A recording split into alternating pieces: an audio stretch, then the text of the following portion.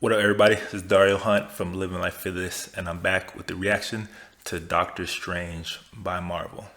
Marvel and Disney have been on a massive run lately. Even their worst movies, Age of Ultron, are leaps and bounds better than anything their closest rivals are putting out, except for maybe the X-Men franchise, which technically is still a Marvel property.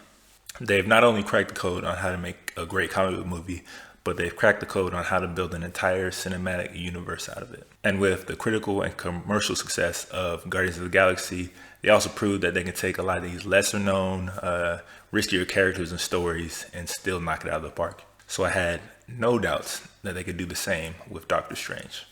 Now, while Doctor Strange isn't necessarily as deep cut character as some of the characters from Guardians of the Galaxy, but he definitely isn't a mainstream one. I pride myself on knowing comic books and their stories and a lot of these characters, and even I have limited knowledge about him and his world. The basic premise of Strange is that he's this arrogant, selfish, wealthy man, a la Tony Stark, aka Iron Man, who also happens to be the world's best surgeon. One night while driving and looking through people's files on who he wants to operate on next, passing over people he think aren't worth surgery, he gets into a car accident. The accident leaves his hands permanently damaged and deeply scarred and unable to practice anymore. Basically spending all the money he had on surgery and all these different options on trying to heal his hands, and reaching rock bottom, basically, he seeks out this powerful mystic out in Asia that he hopes can restore his hands. One thing leads to another. He learns the dark arts and he becomes a powerful sorcerer who decides to protect the world. And it's nothing groundbreaking, and it's definitely not new for a comic book origin about a wealthy, arrogant man getting taken down a couple pegs and reaching rock bottom and then finally deciding to raise back up. But all in all, it gets the job done.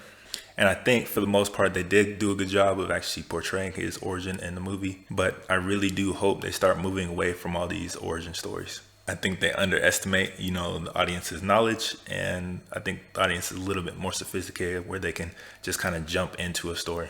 While the general story isn't terribly exciting, the expansion of the Marvel Cinematic Universe is, where Guardians open up space and all these different galaxies and different species.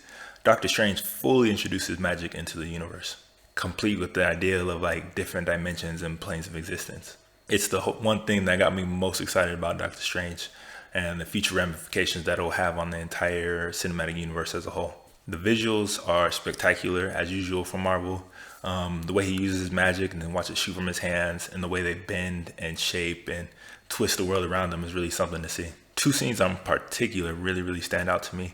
When he initially enters, the mystic cult or whatever, and he opens his mind and he experiences all these different dimensions and planes of existence in seemingly a matter of seconds. It's really trippy stuff, and it really pays homage to the original comics art style, which in turn was inspired by the times, which is the 70s, where people were doing a lot of drugs and having all these crazy trips, so it's not that far-fetched.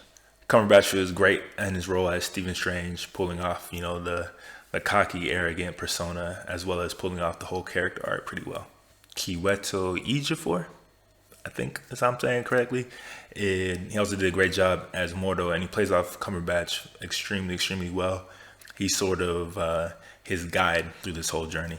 And I would compare, their relationship kind of to like how Rhodes, War Machine, plays off of Tony Stark. Rachel McAdams plays Dr. Christine Palmer, who was sort of a love interest. Tilda Swinton is the ancient one. And Mads Mikkelsen plays, the main villain who gets screen time, Caecilius. They all do a good job when they're given the screen time, but honestly, they're just not given that much screen time. Mads in particular doesn't get a ton of screen time, making him yet another forgettable Marvel villain. But without spoiling things, they do give one character a very good arc, which was a great setup for possible future conflicts with Strange. Have you guys seen Doctor Strange? What do you guys think about it? Are you as tired of all these origin stories as I am? Are you excited about the prospect of having magic in the MCU? Let me know in the comments below, and be sure to head over to Living Life Fearless and leave your rating for the movie. With that being said, I am now heading in the full-on spoilers territory, and I'm going to give you a chance to leave this video if you don't want things being spoiled for you. I'm going to give you about 5 seconds to do so. Alright, while Caecilius was a wasted villain, Watching Mordo go from ally to antagonist was a great character arc for him. It made sense in terms of his values and morals and the objections he had with the Ancient One using those type of powers, and seeing Doctor Strange at the end of the movie use those powers.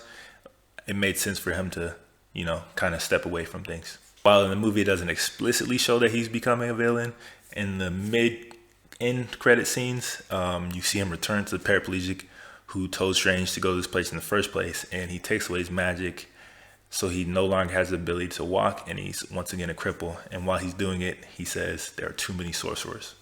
So I think that will make him probably one of the more memorable villains that Marvel has had in a while, just because of the simple fact that he had so much exposure in the first movie. Speaking of end credits, Marvel just confirmed that Doctor Strange will be in Thor Ragnarok, and he will be helping Thor and Loki find Odin, who is lost on Earth. Now, I wasn't sure if Dormammu, which is Strange's probably greatest foe in the comics, would make an appearance in the first movie, but he eventually does towards the end, and he's basically the guy behind everything, and he's the guy who's giving Caecilius all these powers, and basically Caecilius is working for him. He takes on a similar kind of role like Silver Surfer did for Galactus in that Fantastic Four second movie. That comparison is even further because in this movie, he doesn't have that humanoid form with a flaming skull. Instead, he's just like a giant entity. But at least instead of like Galactus, he actually has a face. But I think seeing him have that flaming skull would have just been way more badass. And I think that they should just go with their classic character sometimes. Strange sticking Dormammu in that time loop and being killed over and over again until he basically grew so annoyed that he just agreed to leave Earth alone, I think was pretty funny shit, and it was a nice little touch. I think it was a way better way to handle it than having him say, like, try to go toe-to-toe with the guy. The Dark Dimension looking almost exactly like Steve Ditko's original comic illustrations was also a really nice touch. And for some of the Easter eggs that I caught, they did name drop the Living Tribunal. And the Living Tribunal is one of Marvel's most powerful characters, and I think they trapped him in some type of rod. Maybe we'll see him in some form, maybe in the Infinity Gauntlet. While they don't name drop the Vishanti that I can remember, there are symbols of them all over the place, and the Vishanti are basically the source of Strange and Ancient One's immense power. And while he doesn't speak his magic words like he does in the comics, he uses his hands to kind of make those spells. They did put a nod to it with the Wi-Fi password. And there's no doubt the amulet he's wearing was in fact an Infinity Stone, leaving only one more to be revealed before we finally get Thanos.